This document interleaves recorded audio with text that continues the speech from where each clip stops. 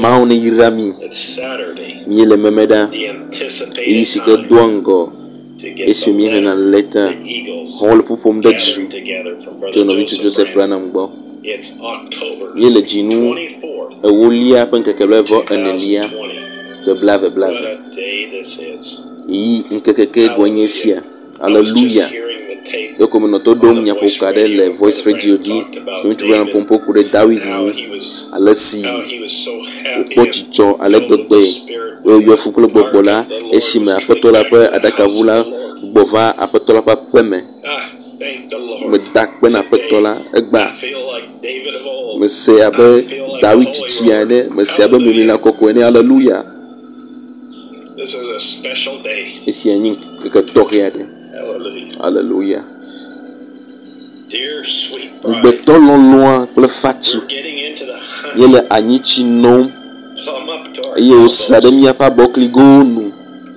And having the greatest we've found, the broadest ever had. Every message we hear refreshes our soul and takes away all doubts, all fears, anything Satan throws at us. Because the realization that God's own life is living within us. We become a part of God. We are sons and daughters of God with eyes of life. Nothing can stand in our way. What else? Buka mi ape mo fiela gaglona mi kwasira gbevai ma ogbo agbegbobo de mi ape mo chiyo me e mi ezuluvo gbagbe luvo sima tem aku yenye Kristo pe amlima nchila eye wo jimi to ma wo pe gbogbo ntome eye epe agbele dodomtso miame enumake yenye ma wo pe amedeka sinu wo tre ple gbogbo kokui Nyagorila blom te gagan si yo kwa hanami ni wesebena ntega si yo kata nyagorila blom la nye ale apotola blom esi eye ejebe wava eme wesebena ni ntega masi yo blom pe akpade eye ni ekpoe ole eme vam le mi ape nkume zireka kala taflache zireka kala ale apotola glon esi le pedomu si wonye le di esi no anyi pe nyapoka o pe enyema o polonu deblibo ina mi agbo hlen e mi akponu si oglon be ejola dako ntura mbe metore yeme ele gbe pa dem nya nuila eno ke klemdo woji le afisia ple afima ono ehom ono nyala hom me degbe pa odidi wasere sime ko jogbo ndudu pe do fupopea be ko ucho he dogowe yiwadi nuadu me gbobe migawe o koko pe eveno asinye apeto lainam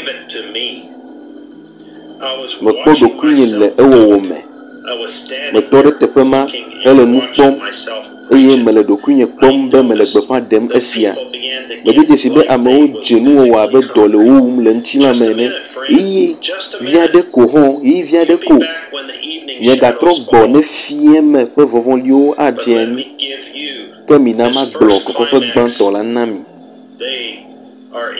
o le ma o pe nyala me onye ale apetola glon esi ye don la nye no anyi ple nyala lukae le miakata hom de nya ton senyala gomo oa e jebe nya se kome ne ponovi drola mina wai dajiu amede sia de atro bol zansiame que nous simons la enyesi vovon liawo adiani le madidime que pour ma agapofu ake ma fia kokope lawo ma gbogbo gloin minya ale si me wo ple ha me pa gbono isia o ple eto ya o me gbogbo gblɔm si me gblɔ va yi la ŋutsu Joseph yi dzi ŋutsi kɔkɔe na Mawu nye le agblefie ƒe vɔvɔliwo me eye ele kɔkɔƒe evelia fiam mí. Alléluia. Daflatse me kɔkɔ kpe alléluia. Egbugbɔ le nu siwo gblɔm va yi la gblɔm eye mí le sem to nyaƒokaƒoƒo dzi. Esia le kɔkɔ due ƒe xɔse nam ŋugbetɔ la eye wògbugbɔ le ame siwo yi ɖadzi kpɔnɔviwo ɖom te.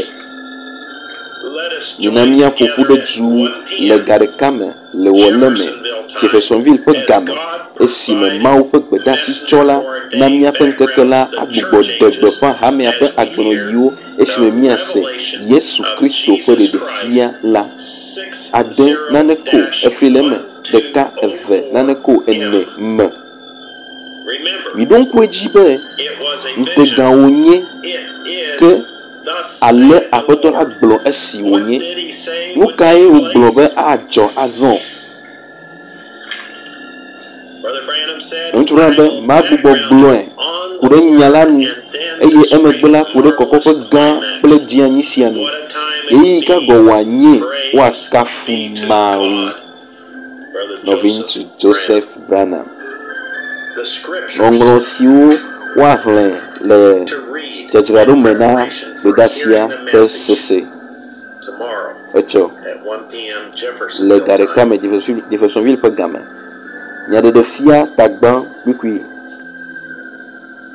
nyaɖeɖefia ta ene kpikui etɔ̃lia, ta wuiatɔ̃ etɔ̃, ta blaeve enyi kple asieke, Mateo tagbã blaeve-atɔ̃, ta wuiade wuiadre wuienyi, ta blaeve-nyi wuiasieke, Marko wuiade kpikui wuiatɔ̃ yi ɖe wuienyi la dzi, Yohanes gbã kpikui wuieve, Yohanes wuiene kpikui andre yi ɖe wuievelia dzi, dɔwɔwɔwo eve kpikui blaetɔ̃-vɔ-ade, dɔwɔwɔwo wuiasieke kpikui gbã yi ɖe adelia dzi, Timoteo ƒe agbalẽ gbãtɔ tatɔ̃ wuiade, Hebritɔwo wuiene ene, Hebritɔwo wuiɖeke blaetɔ̃-vɔ-eve yi ɖe blaene, Hebritɔwo wuietɔ̃ enyi, Yohanes ƒe agbalẽ gbãtɔ atɔ̃ kpikui andre yi ɖe enyilia dzi, Mose ƒe agbalẽ gbãtɔ ta blaene-vɔ-atɔ̃ kpikui gbã yi ɖe adelia dzi, Yesaya ƒe agbalẽ ta asieke kpikui adelia, Zaharia ƒe agbalẽ ta wuieve kpikui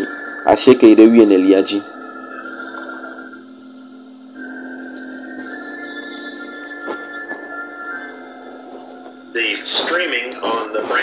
Mawunya sese le Branham ƒe agbadɔa dzi ƒe agbadɔ me le ekame la wole French me, Spanish me, Portuguese me, Italian me, kple Norwegian me, kpakple Russian me.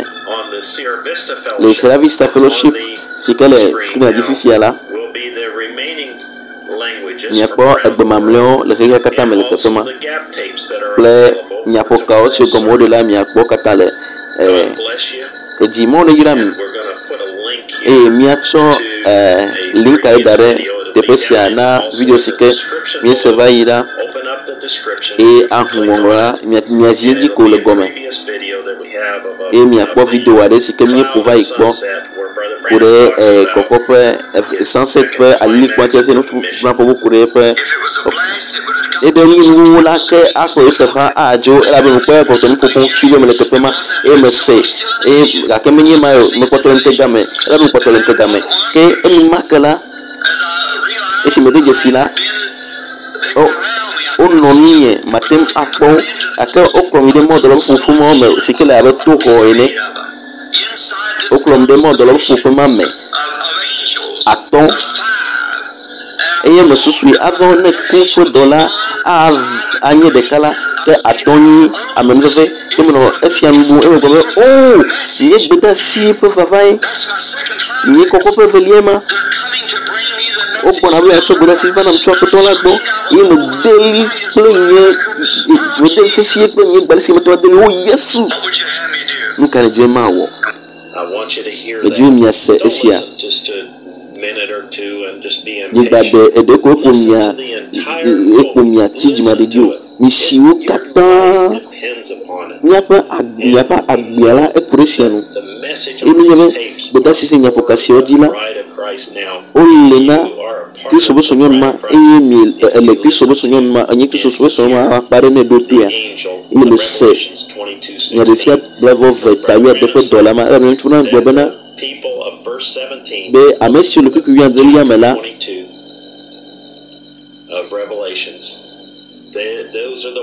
Il y a des fiat pe bravo vele ku yan de la. On y a mo si ke allons aho. Be basi chola pe dollar ma. Et au Sénat, et Yama, et nous t'appelons à la paix. Niele, ma au peu de semaine, après que là. Et n'y Jésus Christ au Seigneur, pas de. Si au dédié, si les pommes n'y a la main, ma on est grami. Et shalom, passez sur le mien à Togo. Amen.